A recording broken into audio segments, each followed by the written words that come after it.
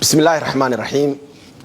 waxaan idin la wadaagaynaa warmurtiyeed ay soo saartay dawladda Puntland xubinta ka ah dawladda federaalka Soomaaliya. dawladda Puntland iyo shacabkeedu waxay muddo dheer hormuud ka ahaayeen sidii loo heli lahaa hanaanka dawladnimo oo ku dhisan wada tashi wax wada lahaansho iyo nidaam federaali ah oo heshiis lagu yahay sidoo kalena uu qeexay axdi qarameedkii shirweynihii Imbagati ee Kenya sanadkii 2004 iyo shirarkii ay ka soo baxeen heshiisyadii Garowe 1 iyo Garowe 2 ee December 24 2011 iyo February 18 2012 ayna ku ansixiyeen magaalada Muqdisho ergadan 825 xubnood oo ka kooban qaybaha kala duwan ee bulshada Soomaaliyeed bishii August 2012 kaasi oo lagu meelmariyay dastuurka ku meelgaarka ah ee maanta heshiiska lagu wada yahay. sida uu dhigayo dastuurka ku meelgaarka ah qodobkiisa koowaad Soomaaliya waxay qaadatay nidaamka federaalka ah dimuqraadi ah kuna dhisan nidaamka xisbiyada badan mana jiri karo daraf keligii wax ka bedeli kara arintaasi. dawladda Puntland waxay marar badan ka hadashay baahida loo qabo dhameystirka dastuurka ku meelgaarka ah si taasi loo gaarana in ay muhiim tahay in marka hore heshiis siyaasi ah laga gaaro qodobada hortiminta u leh dhameystirka dawladiska dalka ee ku xusan qodobada 50aad 51aad 52aad 53aad 54aad iyo qodobka 9aad ee dastuurka ku meelgaarka ah oo ay ka mid yihiin qaybsiga iyo kala xadaynta awoodaha dawliga ah hanaanka cadaaladda iyo qaybsiga khayraadka dalka. dawladda Puntland waxay si adag uga soo horjeedaa ugana digaysaa xaaladaha ka soo cusboonaaday tubta dawlad dhiska hanaanka federaalka Soomaaliya gaar ahaan dadaalada ay madaxda dawladdu ugu jiraan in ay bedelaan dastuurka ku meelgaarka ah si aan Soomaali heshiis ku ahayn meesha looga saaro mabaadiida asaasiga ah iyo qaab dhismeedka dawladnimada ee ku salaysan hanaanka federaalka kaas oo ah mid dib u heshiisiin iyo awood qaybsi ku dhisan. waxa wax lala yaabo ah in bedelka dastuurka ee aan sharci darrada ah loo adeegsado heshiiskii madasha wada tashiga qaran ee NCC iyadoo la wada ogsoon yahay in Puntland aysan qayb ka ahayn.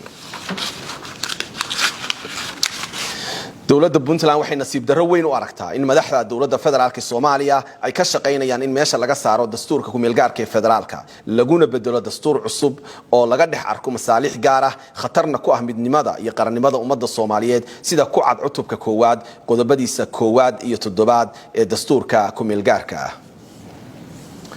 waxaa la baalmaray dhammaan hanaankii iyo habraacyadii loo mari lahaa dib u eegista iyo dhameystirka dastuurka ku meelgaarka ah ee ku cad cutubka 15aad farqadiisa 132 133 134 ee dastuurka ku meelgaarka ah.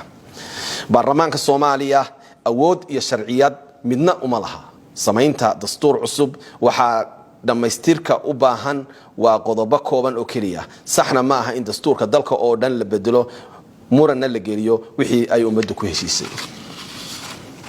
waxa si aan heshiis lagu ahayn oo khilaafsan habraaca dib u eegista dastuurka ku meelgaarka ah loo tirtiray qodobo iyo farqado badan oo qaarkood asaasi yihiin waxa la soo kordhiyay qodobo iyo farqado cusub waxa wax ka bedel weyn lagu sameeyay qodobo iyo farqado kale taas oo dastuurka ka dhigaysa mid cusub oo aan heshiis lagu ahayn khilaafsan hanaanka federaaleynta dib u heshiisiinta iyo awood qaybsiga ku dhisnaa ee Soomaalidu ee heshiiska ku ahayd burburkii kadib. dawladda Puntland waxay u aragtaa in nuxurka dastuurka cusub uu falsafad ahaan ku dhisan yahay talamarorsi khatar ku keeni kara xasiloonida iyo wada jirka dawlad dhiska Soomaaliya. dawladda Puntland waxay muujisay dulqaad waxay dhigtay gogol wada hadal waxa diiday inuu yimaado oo iska indhatiray madaxweynaha Soomaaliya oo laalay gogoshii wada hadalka ee ay soo aqbaleen madaxweynayaashii hore ra'iisul wasaarayaashii hore iyo siyaasiyiinta Soomaaliyeed. dawladda Puntland waxay uga digaysaa madaxweynaha Soomaaliya inuu sii wado dadaalka kaligiis ah ee qorista dastuurka cusub fursadna la siiyo wada hadallo lagu ilaalinayo midnimada dalka iyo badbaadada hanaanka federaalka ah iyo dastuurka ku meelgaarka ah ee heshiiska lagu yahay. dawladda Puntland waxay u cadeynaysaa madaxweynaha Soomaaliya guddoonka iyo xildhibaanada labada aqal ee baarlamaanka federaalka Soomaaliya madaxweynayaasha dawladaha xubnaha ka ah dawladda federaalka ee Soomaaliya iyo beesha caalamka ee daneeya arrimaha Soomaaliya gaar ahaan wadamada Mareykanka, Britain, Midowga Yurub, Qaramada Midoobay, Midowga Afrika, Denmark, Sweden, Germany, Switzerland, Norway, Qatar, Turkiga iyo Imaaraadka in haddii la meel mariyo isku dayga samaynta dastuur cusub aysan dawladda Puntland u hoggaansami doonin aqoonsana doonin kuna dhaqmi doonin wax ka bedel kasta oo lagu sameeyo dastuurka dalka oo aan heshiis lagu wada ahayn. dawladda Puntland waxay u mahad celinaysaa dadka Soomaaliyeed beesha caalamka iyo cid kasta oo gacan wax ku ool ka geysatay dadaaladii loogu jiray dawlad dhiska Soomaaliya. intaasna waxa ku eg warmurtiyeedka caawa soo saartay dawladda Puntland ee xubinta ka ah dawladda federaalka ee Soomaaliya. waa mahadsantiin.